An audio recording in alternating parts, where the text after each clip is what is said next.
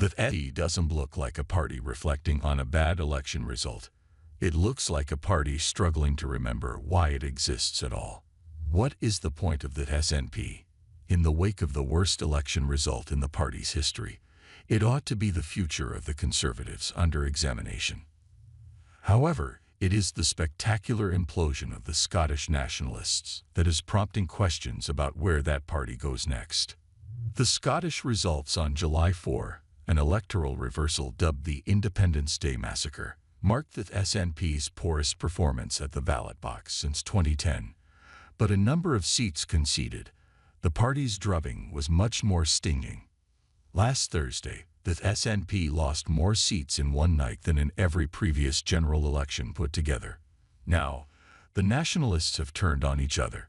Joanna Cherry, defeated in Edinburgh Southwest, took Nicola Sturgeon to task on ITV's election night results program, complaining about her leadership style.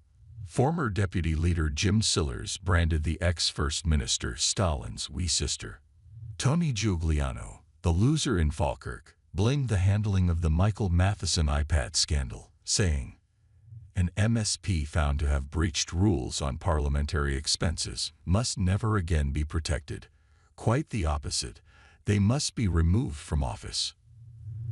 Ellen Smith, who lost in Stirling and Strathallan, described the backing of Matheson as the defense of the indefensible and precisely the sort of issue we use to destroy Labour for. While this might resemble the usual finger-pointing and bitterness seen after an election defeat, the cracks below the surface run deeper. It was Sturgeon who decided to make this election a de facto referendum on independence, and while she was long gone when the time came to draw up the SNP's manifesto, John Swinney decided to put the issue on page 1, line 1, with the declaration, "Vote SNP for Scotland to become an independent country." Others questioned whether this was prudent. Equating a vote for the party with a vote for independence might motivate pro-independence electors to turn out, but it also gave a hostage to fortune.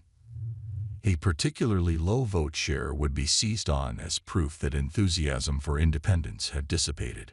In the event, this is exactly what happened, with almost 2/3 of Scots voting for pro-union parties. The de facto referendum strategy was a desperate roll of the dice by a desperate party, one conditioned by the poor strategic calls made during the Sturgeon years. Her Supreme Court gambit put beyond doubt that only Westminster has the legal authority to hold another referendum.